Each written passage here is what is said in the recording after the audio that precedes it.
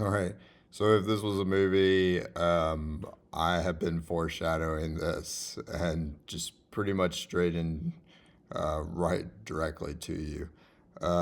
So the naming problem, and this was as I was developing it, this was really like, where did I see problems with um, when I'm trying to develop, like where were the hangups and what were names that I found helpful. So some of the hangups are when you have a multi-word structure.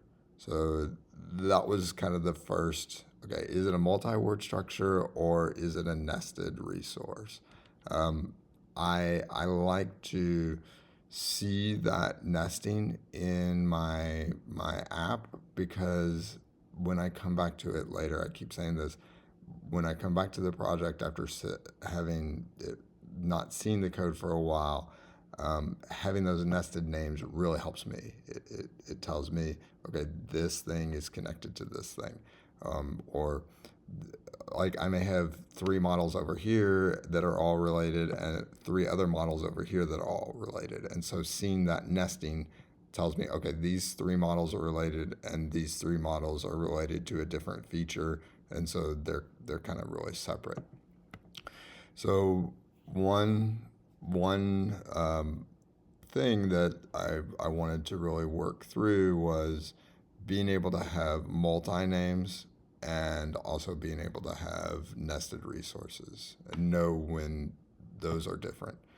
Um, so, and then another thing is, oftentimes, like for the user model, you'll want only certain people to have control over doing things on the user model, and certain roles, I should say. And so it's helpful to do a namespace for that role.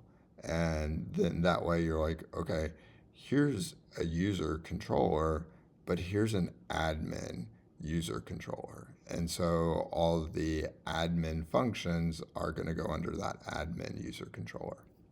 So being able to namespace. And those were the three um, the ideas that I wanted to tackle and allow Flask Commands to handle each one of those. So we'll see those in the next sets of videos here, or the next set of videos.